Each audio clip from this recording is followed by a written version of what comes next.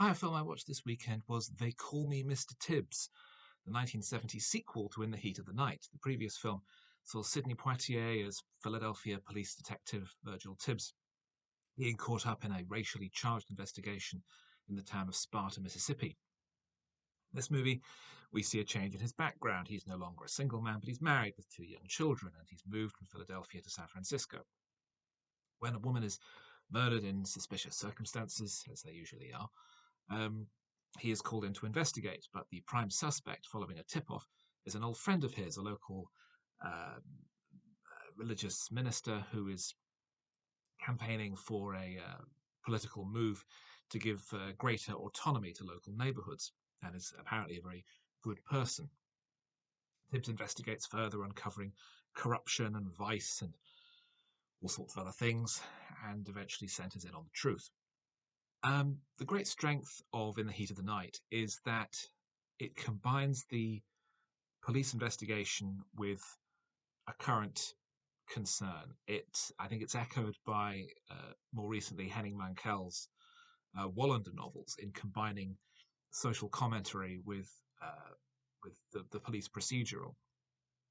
And although I don't think it really deserved its Best Picture Oscar, I think it's nevertheless a very strong film.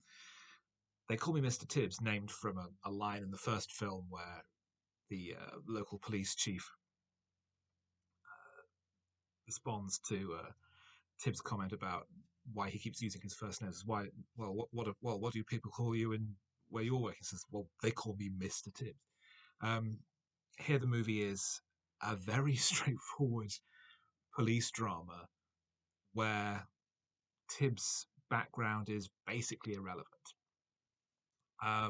There is nothing in the movie that means that the cast couldn't have been all of the same ethnicity. We see some of Tibbs' home life. He's got a young daughter who is struggling with her physical coordination, and he's helping her with it, but also something of a tearaway older son who is 10 years old but smoking and smashes up his room and sits around in his pajamas all day and basically acts as though he's the kind of the layabout um, wastrel son, but 10 years earlier. Tibbs' home life that really doesn't add anything to the story at all, and it's not particularly interesting. But the problem is that the rest of the story isn't particularly interesting either. The actual plot and the investigation goes down a series of blind alleys. There are some well-staged action sequences. There's a chase through the town on foot and later by car that's very well staged and very, very exciting to watch.